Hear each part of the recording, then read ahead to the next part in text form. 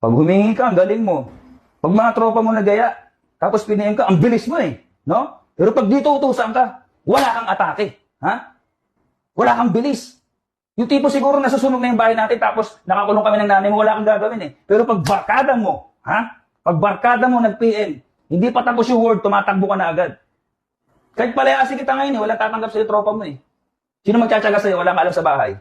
Kasi gusto mo, barkada na lang. Gusto mo, cellphone na lang. Gusto mo, laro na lang.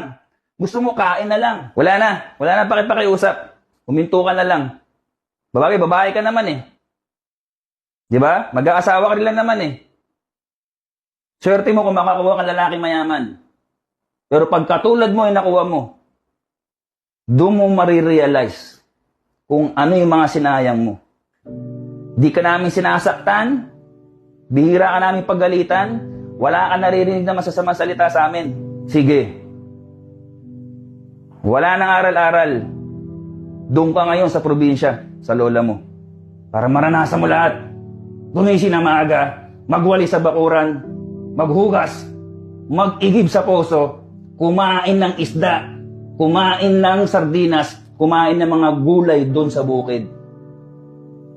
At mamuhay nang walang internet. Ha? Handa mo mga damit niyan. So, paano sila patulugin? Ito ang pakinggan nyo ngayon. Una, ang mga bata daw po na 2 months old, usually gising sila ng 1 oras hanggat 1 oras at kalahati. So, itong mga bagay na ito kailangan nakaka-capture natin. Nang sa ganun, pag gising sila, pwede daw tayong maglaro with them. Kasi po, ang 2 months old, meron ng tinatawag na social smile. No? Pag kinakausap nyo sila, lalo kung familiar ang boses ninyo, nako, ngumingiti na ang mga batang yan. So, yan ang sabi nila dito. Kapag ang mga bata daw po ay gising at 2 months old na siya, para mabilis siyang makatulog, lalo sa gabi, play together during the day, sabi nila. Your 2-month-old will spend a good part of the day napping. Natutulog sila, usually mga 30 minutes yan, tapos nagigising uli during daytime. Kaya maganda raw po, kinakausap at nilalaro nyo sila lalo during the day. Pero pagdating ng gabi, huwag nyo na siyang masyadong lalaruin kasi kailangan ma-distinguish ng inyong anak yung pattern na paggabi na, hindi na masyadong naglalaro. So yan tip number 1. Bakit daw hindi ako naglalabas at lagi lang nasa bahay? Ganun talaga. Mas pipiliin ko na lang mag-isa kaysa maging chismosa. Huwag mong tawaging asawa ang isang tao pag hindi pa kayo kasal. No license, no evidence. In short, kulurong pa yung relasyon nyo. Anytime, pwede kayo maghiwalay dalawa. Kagaya ng lupa, para matawag mo sa iyo ang lupa at maangkin mo, kailangan mo talaga ng titulo. Kaya pag kinasal ka, ang ibig sabihin, KMJS, kasi nagkatuluyan kayo. Pero pag live-in partner ka, ang ibig sabihin, once upon a time, pwede magkatuluyan, pwede maghiwalay. Pero pag kabit ka, ang ibig sabihin, tulpo. Kasi may magre-reklamo sa'yo at pwede ka pang makulong. Pero pag iniwan ka, ang ibig sabihin soko. Naluko ka na, naiskap ka pa. Kaya gulapin mo yung biyanan mo. Isuli mo ang kanyang anak.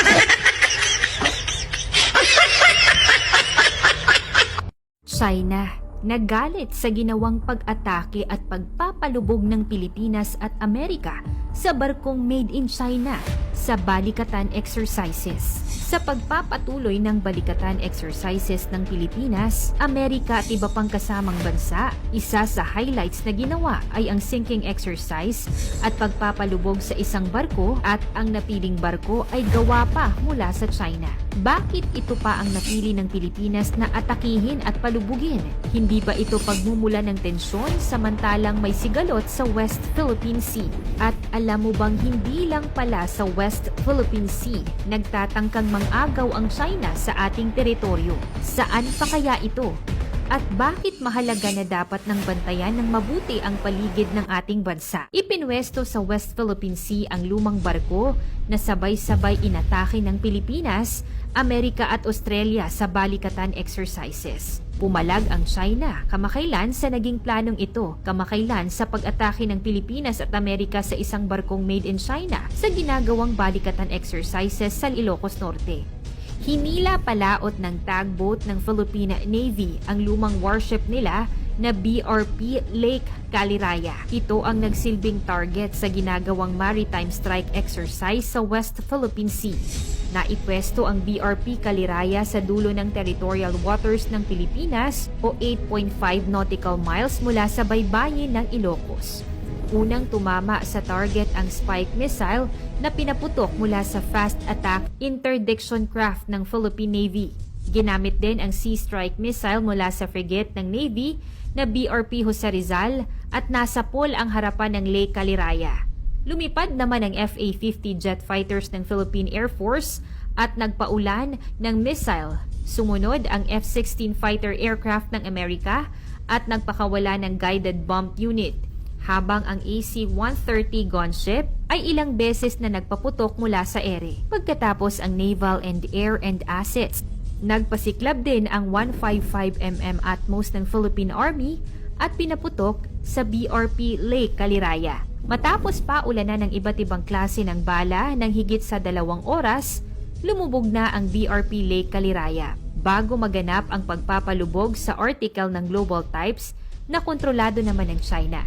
Tila nanunubok daw ang Pilipinas sa pagpili ng BRP Lake Caliraya para magsilbing enemy ship sa joint exercises. May hangganan din daw ang pasensya at pagpipigil ng China at handa silang gumawa ng hakbang na hindi kakayanin ng Pilipinas. Buwelta naman ng Philippine Navy, wag nang kulayan ang pagpili ng barko para sa naging target sa sinking exercise. Sadyang luma na raw ang BRP Lake Caliraya at nagkataon din daw lamang na ito ay made in China. Integration ng iba't ibang armas ng Pilipinas, US at Australia ang hinahasa sa maritime strike exercise na ito. Ibig sabihin, hahasain ang kasanayan ng mga sundalo na sabay-sabay umatake sa kalaban gamit ang iba't ibang gamit na armas. Ang sinking exercise ay isa sa highlights sa balikatan exercise na hindi dapat ikabahala ng China. Ang paulit-ulit na pambobomba ng tubig ng China sa Pilipinas, pinanindigan ni Pangulong Ferdinand Marcos Jr. na hindi gagamit ng water cannon ang Pilipinas laban sa China bilang ganti sa ginagawa nitong pambobomba ng tubig sa mga sasakyang pandagat ng bansa sa West Philippine Sea. Iginiit ng Pangulong Marcos na hindi ito ang pulisiya ng kanyang administrasyon. Dagdag pa ni PBBM, hindi gagawa ng anumang opensiba laban sa China ang bansa dahil posibleng magpataas lamang ito ng tensyon sa West Philippine Sea at pumabor naman dito ang mga kongresista sa naging pahayag ng Pangulo na hindi gaganti ang Pilipinas ng water cannon. Kahit pa ganito ang ginagawa ng China sa ating mga tropa sa West Philippine Sea. Sa umiinit na tensyon sa West Philippine Sea, pinasinungalingan ng Armed Forces of the Philippines or AFP ang bagong claim ng China na pumasok umano ang AFP sa New Model Agreement sa pamahalaan ng China tungkol sa pamamahala sa Ayungin Shoal. Ayon sa spokesperson ng AFP na si Colonel Francel Margaret Padilla, walang ganitong uri ng kasunduan na pinasok ang AFP Western Command sa China ayon sa kanya. The AFP denies the claim made by the Embassy of China in Manila that the AFP Western Command has agreed to a new model for the conduct in the Ayungin Shoal. Bilang isang professional daw na organisasyon, ang mga hakbang ng AFP ay naaayon lamang sa mga patakaran na ipinapatupad ng pamahalaan at hindi sila gagawa ng hakbang nang walang pagpayag ng mga nakakasakop sa kanila. Any agreements or arrangement with other nations require the involvement and approval of the appropriate government agencies and official such as the Department of National Defense and the National Security Advisor. Hindi na rin daw ikinagulat ng AFP sa galawan ng China sa pagdawit sa kanilang pangalan dahil inaasahan na nila ang ganitong senaryo.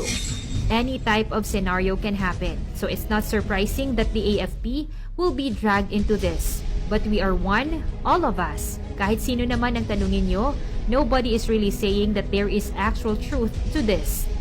so it doesn't even merit a response from our end.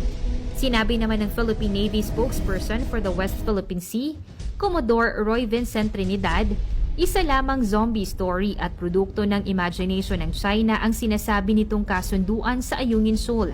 Ayon pa kay Trinidad, paraan lamang ito ng China upang malihis ang atensyon sa mga paglabag nila sa international laws at gusto lang din ng China na magkagulo ang mga Pilipino at sila naman ay patuloy sa kanilang mga plano sa pag-angkin sa ating teritoryo.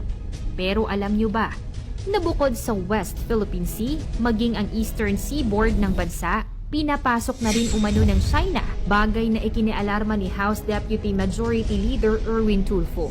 Akalain nyo bang dito naman sila ng bahagi ng ating bansa, ang punteriya ng China tulad ng Benham Rice or Philippine Rice at sa Catanduanes area. At para hindi po halata, mga research vessels daw ang pinapadala nila ngayon. Abay napakalayo na po ito sa China dahil ito po ay nasa Eastern Seaboard na ng bansa at hindi na sa West Philippine Sea.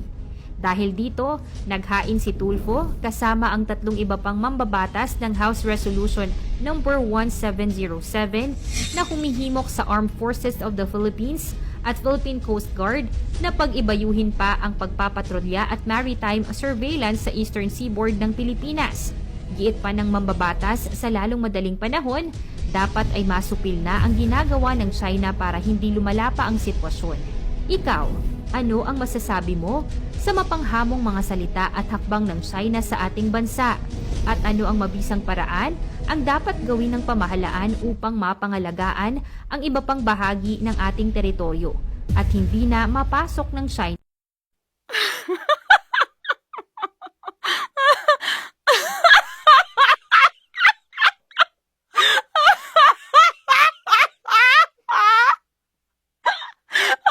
Kapag nagsimula kang magpasalamat sa mga maliliit na bagay na meron ka ngayon, believe me, maraming malalaking bagay na darating at ipagpapasalamat mo soon.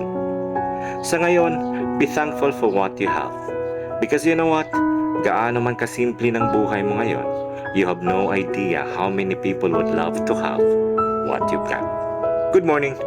If I could turn back the clock and make sure the light defeated the dark, I'd spend every hour of every day keeping you safe. Araw-araw ang daming namamatay sa iba't ibang dahilan pero sa iisang rason. Hiram lang natin ang buhay kaya dapat maging laging handa sa anumang mangyari dahil hindi natin batid ang bukas. Kaya sa bawat araw, sikapin nating lagi ang maging mabuting tao, maging mapagmahal sa kapwa at di sa material na mga bagay. Kadalasan kasi ngayon, mas minamahal natin ang mga bagay-bagay kaysa sa tao, imbis na gamitin natin ang bagay at mahalin ang kapwa-tao. Huwag maging gahaman sa lahat ng mga material na bagay. Wala kang ni isang mabibitbit niyan sa kabilang buhay. Because at the end of the day, ang tanging baon mo lang sa iyong paglisan ay ang mabuti mong kalooban. Paalala lang po.